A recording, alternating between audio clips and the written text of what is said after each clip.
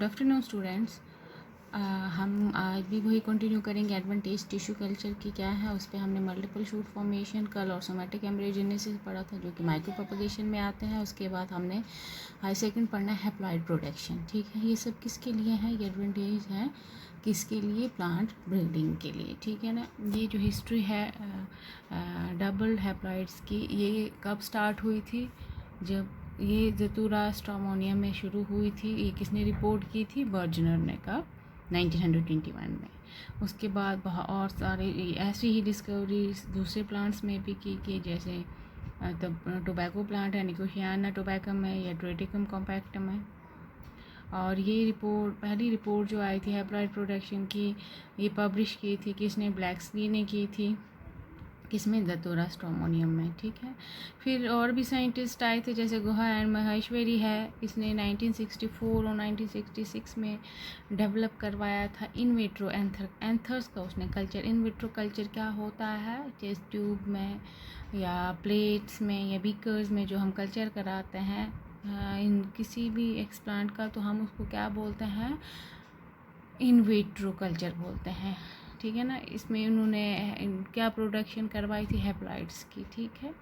ऐसे ही हैप्लॉइड्स दूसरे plants species में भी देखा गया था, जैसे बार्ले है, टोबैको है, राइस, मेज़ या ब्रेसिका है, इन सब में हैप्लॉइड्स की प्रोडक्शन करवाई थी। हैप्लॉइड्स क्यों प्रोड्यूस करवाए थे, पहले हैप्लॉइड्स बनवाए थे, फिर उनको क्या कराया था, उनका क्रोमोसोम नंबर डबल किया था तो वो डबल हैप्लॉइड्स बन गए थे। इसमें क्या था कि उनको ईज़िली वो आइडेंटिफाई कर सकते थे, जो भी रिसेसिव म्यूटेशंस हैं प्लांट्स में उनको वो ईज़िली क्या कर सकते थे, आइडेंटिफाई कर सकते थे। इसलिए उन्होंने क्या बनाए, हैप्लॉइड्स की प्रोडक्शन करवाई। हैप्लॉइड प्रोडक्शन जो है टिश्यू कल्चर टेक्निक्स में, इसमें हैप्लॉइड्स कहाँ से बनाए जाते हैं, इमैच्योर पोलन्स लिए जाते हैं या माइक्रोस्पोर्स लिए जाते हैं। फिर इन पोलन्स को कल्चर किया जाता है, वो मीडिया चाहे सॉलिड हो या लिक्विड हो। कल्चरिंग के बाद वो कैलस बनाता है, कैलस के बाद एम्ब्रियो बनता है, फिर वो एम्ब्रियो जो है फिर उसको ट्रांसफ़र किया जाता है किसी सूटेबल मीडिया पे। क्योंकि जो भी कमी होगी, चाहे शुगर की होगी तो सुक्रोज दिया जाएगा, और भी मिनरल्स या कोई हार्मोन्स दिए जाएंगे। ठीक है। या हम अगर पे इनको ट्रीट कराएंगे ताकि उनमें जो भी कमियां होंगी उन एम्ब्रियोज़ में वो पूरी हो जाएं, वो हेल्दी एम्ब्रियो होंगे। और एम्ब्रियो के बाद वो फाइनली क्या बनाता है, हैप्लॉइड प्लांट बनाता है। हैप्लॉइड के बाद उसको क्रोमोसोम नंबर डबल किया जाता है तो वो डिप्लॉइड प्लांट बनता है।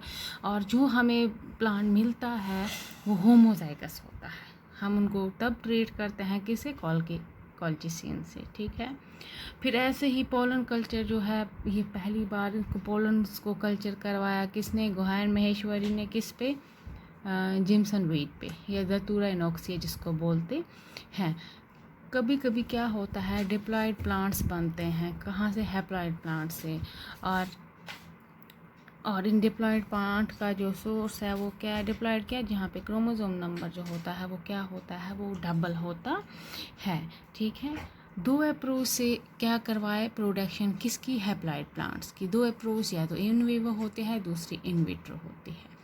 ठीक है। हैप्लॉइड प्लांट्स क्या होते हैं, जिनमें सिंगल सेट ऑफ क्रोमोसोम्स होते हैं। ठीक है। डिप्लॉइड्स में क्या होते हैं, दो सेट होते हैं क्रोमोसोम्स के। अच्छा, हैप्लॉइड प्लांट्स की सिग्निफिकेंस थी ये कि उनमें क्या ऑब्टेन हुए, होमोजाइगस लाइन, होमोजाइगस प्लांट्स हमें ऑब्टेन हुए। और ये किसके लिए इम्पॉर्टेंट था, इम्प्रूवमेंट किन की, प्लांट्स की। प्लांट्स हमें एक्चुअली क्या करना है, टिश्यू कल्चर में भी हमें इम्प्रूवमेंट करानी है प्लांट्स की। करानी है किसके लिए, इन प्लांट ब्रीडिंग्स में हम प्लांट्स की इम्प्रूवमेंट करते हैं, किस लिए करते हैं, डिजीज़ फ्री, पेस्ट रेजिस्टेंट। ठीक है ना। और शॉर्ट साइकिल होना चाहिए उनका, ब्रीडिंग सीज़न भी छोटा होना चाहिए। ठीक है ना। लाइफ साइकिल छोटा होगा तो जल्दी हमें चीज़ें मिलेंगी। ठीक है ना। एक्चुअली इनका मकसद यही है। ठीक है ना। उसके बाद इन्होंने ये जो हैप्लॉइड्स हैं इनको किसने डिस्कवर किया था, बर्जनर ने। ठीक है। फिर ऐसे प्लांट ब्रीडर्स ने बहुत सारी रिसर्च के बाद डेवलप किए, क्या, हैप्लॉइड्स को डेवलप किया। फिर यही महेश्वरी एंड गुहा जो था उसने डेवलपमेंट कराई एम्ब्रियोज़ की प्लांटलेट में, कहाँ से कराई, माइक्रोस्पोर्स से। ठीक है ना। फिर इन्होंने ऐसे ही और भी आया, बॉर्जन और हिच आया, उसने पहला फुल फ्लैश जो हैप्लॉइड प्लांट था वो किससे बनाया, निकोशियाना टोबैकम से बनाया, ठीक है। फिर प्रोग्रेस धीरे धीरे जो है वो एंथर कल्चर, प्रोग्रेस कैसे की गई, उन्होंने एंथर्स का कल्चर करवाया, वीट के, राइस के, मेज़ का एंथर या पेपर्स का, ऐसे जो भी इकोनॉमिकली इम्पोर्टेंट स्पीशीज़ थी उन सब के उन्होंने एंथर्स को क्या करवाया, कल्चर करवाया, ठीक है ना। किसके लिए, हेल्दी प्लांट्स के लिए। बहुत सारी एडवांटेज हैं हैप्लॉइड्स की क्रॉप इम्प्रूवमेंट के लिए। एक तो म्यूटेशंस उनमें इंडक्शन होती है, म्यूटेशंस से हम चेंज ला सकते हैं, जैसे अपनी म्यूटेशनल ब्रीडिंग पढ़ी, ठीक है ना। ऐसे हाइब्रिडाइजेशन होती है, हाइब्रिडाइजेशन इम्प्रूव क्वालिटीज़ मिलती हैं, म्यूटेशन से भी हमें इम्प्रूव क्वालिटी मिलती है, क्वांटिटी अच्छी मिलती है, ठीक है ना। ऐसे डिजीज़ फ्री प्लांट्स भी मिलते हैं। ऐसे इनमें क्या हुआ, एक और इनकी क्रॉप इम्प्रूवमेंट में हैप्लॉइड्स का क्या एडवांटेज था कि हमें होमोजाइगस प्लांट्स मिले। कब मिले, जब उन्होंने क्रोमोसोम नंबर उनका डबल किया। ऐसे ही फिर हैप्लॉइड्स को उन्होंने डिप्लॉइड बनाया, क्रोमोसोम नंबर डिप्लॉइड किया किसी ट्रीटमेंट से। फॉर एग्ज़ाम्पल जो चाइना की वेराइटीज़ हैं, जैसे राइस है, वीट है, मेज़ है, रबर है, वो सारे डेवलप कहाँ से हुए हैं, हैप्लॉइड से ही डेवलप हुए हैं, ठीक है। तो उसके बाद आप देख सकते हैं कि एक तो एंथर कल्चर क्या किया था, एंथर्स का कल्चर करवाया था, फ्लावर बर्ड लिया था, उसको क्या किया था, वहाँ से उन्होंने बर्ड से उनको सेटलाइज किया था केमिकल से। बर्ड्स को जब उन्होंने सेटलाइज किया, फिर उनको क्या काटा, क्योंकि उन बर्ड्स के अंदर क्या थे, एंथर्स थे। वहाँ से उन्होंने डाइसेक्ट करके एंथर्स बाहर निकाले। जब एंथर्स बाहर आए तो फिर उनको अगर मीडियम पे उन्होंने क्या किया, कल्चर करवाया। वहाँ से उनको क्या मिल गए, फिर हैप्लॉइड एम्ब्रियॉइड्स मिले, ठीक है ना। एंथर कल्चर सेटलाइजेशन ज़रूरी होती है ताकि जो भी इन्फेक्शन है वो ख़त्म हो जाए। केमिकल से उनको सेटलाइज किया जाता है। बर्ड्स को सेटलाइज किया, उसके बाद उनको डाइसेक्ट करके वहाँ से क्या निकाला गया, एंथर्स को निकाला गया। एंथर्स को निकाला गया तो फिर उनको कल्चर करवाया गया सॉलिड मीडिया पे, और वहाँ से उनको क्या मिला, हैप्लॉइड एम्ब्राइड्स मिले, ठीक है। ऐसे ही अगर हम हैप्लॉइड प्रोडक्शन हम दो तरीके से ऑब्टेन कर सकते हैं, एंड्रोजेनेसिस एंड गाइनोजेनेसिस। एंड्रोजेनेसिस मतलब जब हैप्लॉइड हमें कहाँ से मिलेंगे, एंथर से, पोलन कल्चर से मिलेंगे, ठीक है, क्योंकि ये मेल गेमेटोफाइट हैं, ठीक है, इसलिए हम इनको एंड्रोजेनिक हैप्लॉइड बोलते हैं। गाइनोजेनेसिस होता है जब हमें हैप्लॉइड कहाँ से मिलेंगे, गायनो मीन्स या ओवरी या ओव्यूल्स के कल्चर से है। जब हमें हैप्लॉइड्स मिलेंगे तो हम उनको गाइनोजेनिक हैप्लॉइड्स बोलते हैं, ठीक है। एंड्रोजेनेसिस का मतलब क्या है, जब हमें हैप्लॉइड कहाँ से मिलेंगे, एंथर या पोलन कल्चर से, ठीक है। एंड्रोजेनेसिस में क्या किया गया, मेल गेमेटोफाइट जिसको हम माइक्रोस्पोर बोलते हैं या पोलन बोलते हैं, वो हैप्लॉइड बनाता है प्लांट, ठीक है। इसका बेसिक प्रिंसिपल क्या था, बेसिक प्रिंसिपल ये था कि डेवलपमेंट जो थी पोलन की, किस में, गेमेट में, उसको रोक देना, और उसको किस में डेवलप करवाना, हैप्लॉइड प्लांट में। पोलन क्या बनाता है, गेमेट्स बनाता है फाइनली, लेकिन एंड्रोजेनेसिस में क्या किया गया है, पोलन्स को हैप्लॉइड प्लांट में कन्वर्ट किया गया है, ठीक है। एंड्रोजेनेसिस के लिए एक तो एंथर कल्चर करवाया गया एंड पोलन कल्चर या माइक्रोस्पोर का कल्चर करवाया गया। यहाँ पे यंग प्लांट जो है उनको ग्रो करवाया गया, फिर ऑप्टिमम टेम्परेचर पे, ऑप्टिमम लाइट में, ह्यूमिडिटी पे, ठीक है ना। ये सूटेबल कंडीशंस होनी चाहिए किसके लिए, एंड्रोजेनेसिस के लिए। एंथर कल्चर कैसे करवाया गया है, पहले तो फ्लावर बर्ड, जैसे मैंने आपको पहले भी डायग्राम में दिखाया, फ्लावर बर्ड्स यंग प्लांट्स के, उनको सेटलाइज किया गया, फिर एंथर्स को रिमूव किया गया, किसके समेत, फिलामेंट के समेत। एंथर का स्टॉक वाला पार्ट को क्या बोलते हैं, फिलामेंट बोलते हैं। फिर एंथर्स को एसेप्टिक कंडीशंस में निकाला गया, उनको क्रश किया गया, ठीक है ना, क्रश करके उनको निकाला गया। अगर स्टेज देखी गई, उनको एस्टोकार्मिन में डाला गया, फिर देखा गया ये एंथर्स की स्टेज में है, ठीक है। फिर एंथर्स को फिलामेंट से अलग किया गया, ठीक है, और मीडिया, न्यूट्रिएंट मीडिया में डाला गया, ठीक है।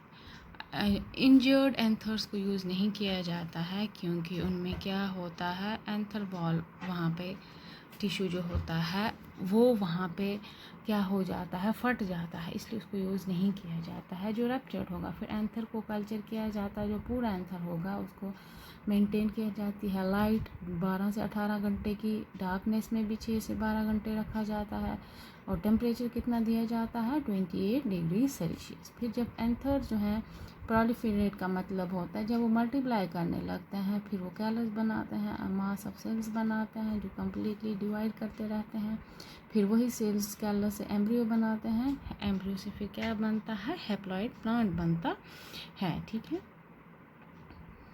देखिए यहाँ पे हम क्या लेते हैं, पहले एंथर्स लेते हैं, एंथर्स को सर्टलाइज करके फिर उसके बाद उसको कल्चर, वहाँ से क्या लिया जाता है उसको हम डालते हैं, कल्चर किया जाता है एंथर्स को न्यूट्रिएंट मीडिया में। फिर जब वो वहाँ पे एंथर जो है वो क्या बनाते हैं, कैलस बनाते हैं, कैलस से क्या बनाता है, वो हैप्लॉइड प्लांटलेट निकलता है। ठीक है, यही एम्ब्रियोइड बनता है, एम्ब्रियोइड से फिर क्या बनता है, हैप्लॉइड प्लांटलेट बनता है। ये कल्चर न्यूट्रिएंट मीडिया पे इसको जब ग्रो कराते हैं, सर्टलाइज किया जाता है पहले एंथर्स को, फिर मीडिया में डाला जाता है ताकि उसमें क्या हो, जो भी इन्फेक्शंस हैं वो ख़त्म हो जाएं। ठीक है, ऐसे देखिए फ्लावर बड लिया जाता है।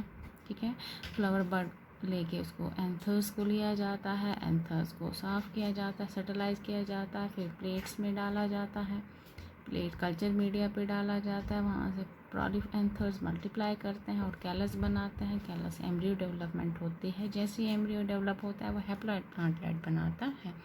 हैप्लॉइड से डिप्लॉइड प्लांट बनाने के लिए उसको कॉल्चिसिन का ट्रीटमेंट दिया जाता है। ठीक है, और वो क्या होता है, होमोजाइगस होता है। ऐसे ही एंथर्स जो है उसको ग्लास रॉड से क्या किया जाता है, क्रश किया जाता है, फिर वहाँ से पोलन्स निकाले जाते हैं, पोलन्स को कलेक्ट किया जाता है धोने के बाद। फिर पोलन सबका क्या काम है, पोलन हो या एंथर हो, उनको कल्चर मीडिया पे डाला जाता है, चाहे वो सॉलिड लिक्विड हो, सॉलिड हो या लिक्विड। कल्चर मीडिया में आप हार्मोन्स भी ले सकते हैं, शुगर्स भी ले सकते हैं, विटामिन भी ले सकते हैं, अगर मीडिया भी ले सकते हैं। ठीक है ना, ये रिक्वायरमेंट पे डिपेंड करता है। फिर वहाँ से क्या बनता है, जैसे ही कल्चर होता है तो एम्ब्रियो बनता है, एम्ब्रियो से ही फिर हैप्लॉइड प्लांटलेट बनता है। ठीक है, फिर उसको हम कॉल्चिसिन से ट्रीट करते हैं। ऐसे ये क्या हो जाता है, हैप्लॉइड की प्रोडक्शन होती है।